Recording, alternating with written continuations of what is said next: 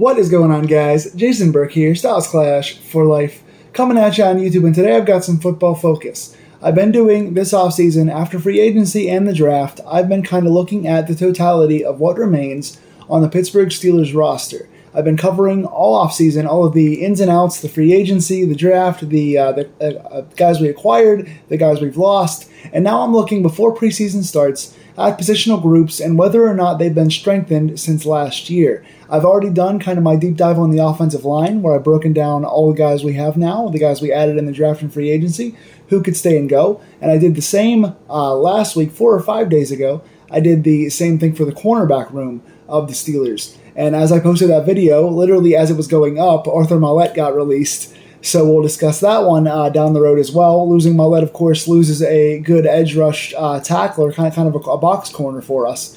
But we'll talk more about corner as things happen. We're also right now talking to Quan Alexander, who is an inside linebacker, who's about an 8-year former Pro Bowl linebacker. So we will talk possibly about that in the future. But today I wanted to do a quick deep dive on the ins and outs of the Steelers' defensive line room. So D-line has kind of been a weakness of ours over the last year, which is a weird thing to say considering Pittsburgh was always a strength at the front seven. But with the aging of Tyson Alualu and kind of his consistent injuries, and then Tuitt was getting injured a lot, and then he retired. So all of a sudden you have this big three of Alualu, Tuitt, and Cam, and all of a sudden now two of those guys are pretty much gone because Alualu was on the roster last year but wasn't really... Didn't play much and then didn't play very well when he finally was in there. He was aging out. Tuitt retired kind of suddenly and unexpectedly after the passing of, I think it was his brother. So all of a sudden, the big three now goes way down. A bunch of new guys come in. There's a lot of position fluctuation. And all of a sudden, Pittsburgh is one of the weaker running defense teams in the league, not getting a ton of front three pressure, not doing anything against the run game, all kind of gaps on us. So Pittsburgh wanted to make some moves. And right away, we lost three guys who were kind of stalwarts on the D-tackle kind of, flux D-line, but usually D-tackles. We lost Tyson Alualu, who again was an all-pro for us for a long time. He was injured a lot. He was aging out the last 2 or 3 years. He retired, I believe. I don't think he left. He retired, I'm pretty sure. We had Chris Wormley, who was the underrated free agent acquisition from the Ravens several years ago, or maybe I think he was a trade guy. But he was a really solid guy for us. But he got injured last season before the season started, and then got hurt with a something torn, I believe, which would put him out pretty much all the way into next season. So Pittsburgh let him go as a free agent. So that was a guy who I think 2 years ago had 8 sacks or so on the interior D line. But he was between being injured and getting older. He's not been very reliable over the last year or so for us. So Alualu out, Wormley out. Carlos Davis was another kind of third or fourth D tackle, fringe D-line guy that is no longer on the roster. And Pittsburgh added a bunch of guys as well. They added 3 defensive tackles on this roster, 2 via free agency and 1 via the draft. Looking at those real quick, and we'll go over the roster in total. But yeah, so 3 guys out, 3 guys in, and a couple of other guys who are on the fringe here who are now fighting for roster spots, because we have 9 total defensive line players on this roster, and we're not going to keep 9. We never really keep 9. I'm not even sure we're going to keep 8. I think 7 is kind of the sweet spot. Usually Pittsburgh keeps between 6 and 7. You want to have 3 starters in your 3-4, and you want to have 3 backup guys at least. So you want to definitely keep 6, potentially even 7. I would keep 7 looking at my current roster, but we have 9 guys on the roster. I'm not going to touch too much on Jonathan Marshall. I think he's like a third-string D lineman. I think he came up from the Jets, I believe. I don't know much about him, and I don't think he's really going to make this roster, so I'm not going to touch much on him. But I do want to touch quickly. This is not going to be a long video, but I want to touch quickly on the 8 guys currently on the roster. We have, on the defensive end side of the ball, Cam Hayward, Larry Ogunjobi, DeMarvin Leal, Isaiah Loudermilk. And the D tackles on this roster, Keanu Benton, Montravius Adams, Armon Watts, and Braden Fehoko.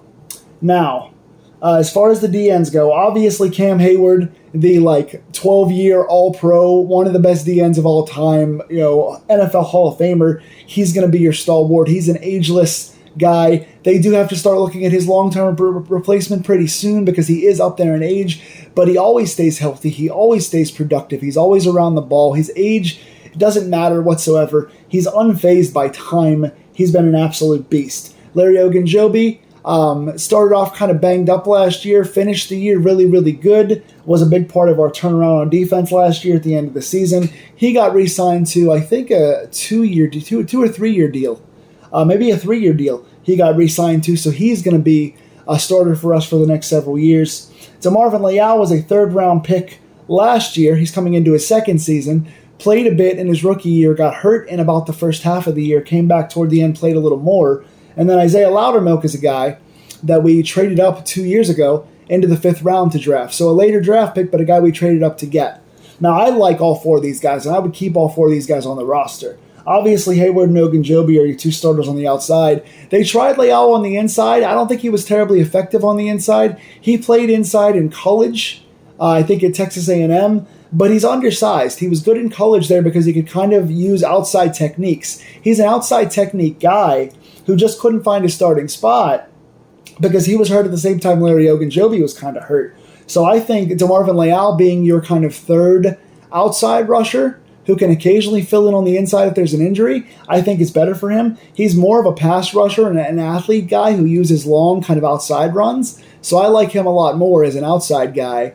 Was trying to wonder why he wasn't our full-time inside guy, but I think he's a little small for the inside. So now that we have a bevy of bigger inside guys who play the inside technique, Leal was the obvious 3rd guy. So I think Cam and Ogunjobi are your starters. Leal is your 3rd outside guy who can fill in if Larry O gets hurt or Cam gets hurt, or if there's all of a sudden several inside guys get hurt. But I think Leal is the future guy to replace Cam, or if Larry O goes down.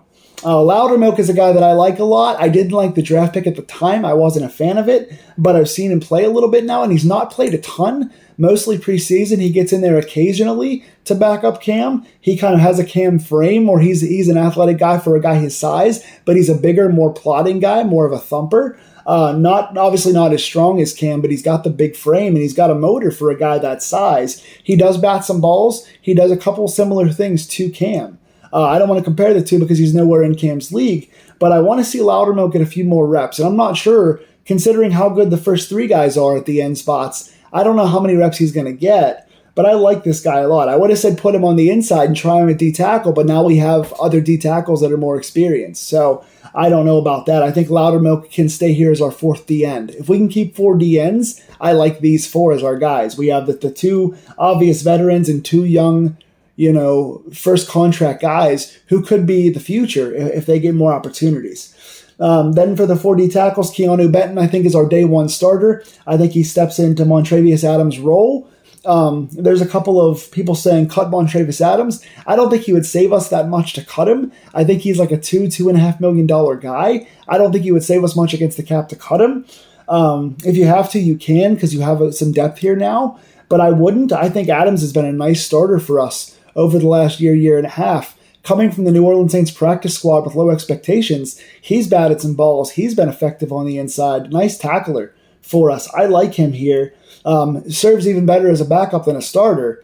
He's not as consistent as some other starters are. Keanu Benton, I think, from Wisconsin, I think he's got all the tools to be not only a very good pass rusher at the spot, but a really good run stuffer. He's going to fill the gap. He's a big guy that takes up 2 spots. He's going to have a motor. He's got kind of a Cam Hayward tenacity to finish plays and run through blocks. I like Benton as the day 1 starter and Montravius Adams, who has starting experience being the number 1 backup in case Benton goes down. I like those 2 guys both being on the roster. But if you have to cut Adams because he is the most expensive backup on this roster, I guess I can understand that. But that's kind of the big debate now.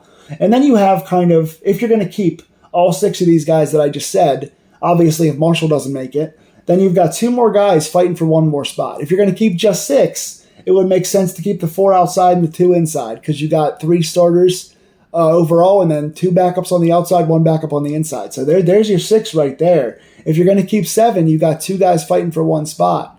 If you're only going to keep 6, the only way one of these guys gets on the team is if Montravius Adams gets cut.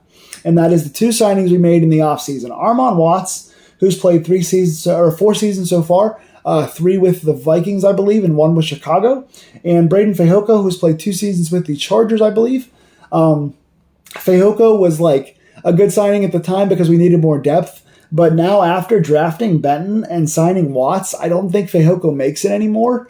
He's got a good attitude. He's got a big frame. But Armon Watts, I think, has a lot more experience. He's started way more. He's gotten 8 sacks so far in his 3 seasons. He's batted a few balls. He's got a few forced fumbles in there. I think he has 125 total tackles in 3 seasons. Really not bad for a guy who's not been like a full-time starter. But Watts has a lot more experience in starting. I think Fehoko only has like 24 games started, whereas Watts has more, and Watts is just, his productivity is just way higher. So if you're going to keep one of these two new guys, I get why you signed Fehoko to begin with, but now that you have Watts and Benton, I don't really see a point in keeping both those guys. I think if you have 6 guys make it, it's Cam, Ogunjobi, Leal, Loudermilk, Benton, and then probably Adams and Watts. If you cut Adams, you can keep Watts and Fehoko, or you can just keep Benton and Watts. So what it comes down to is the guys on the bubble, right? So we know Cam, Lario, Leal, Benton. Those 4 guys are definitely going to be here. Those 4 are guarantees. Now, Loudermilk's on the bubble because he hasn't been super productive, but he's done enough, I think, when he's played limited minutes. I like keeping him. And I think Armon Watts just has a much higher upside. His numbers speak for themselves, more experience and more productivity than Fehoko. So I would keep 7. I'd keep all these guys on this list except for Fehoko. I would cut Jonathan Marshall and Fehoko and keep the other guys. What do you guys think? Would you keep Benton and Watts as your 2 tackles and cut Adams? Or would you keep Adams with Benton and maybe battle between Watts and Fehoko, or cut both Fehoko and Watts? What do you guys think? Keep 6 or keep 7? Keep Adams or cut Adams? What do you guys think about those things? Tell me in the comments down below. Please like, share, and subscribe. Again, if you like these deep dives, I've done some already on corner and O-line. I'll be doing more pretty soon about the inside linebacker spot and the outside linebacker spot, and more news to come as far as the cut of one of our recent corners and talking about the potential visit of an inside linebacker this week as well. So stay tuned to all your Steelers news, and I'll see you guys soon.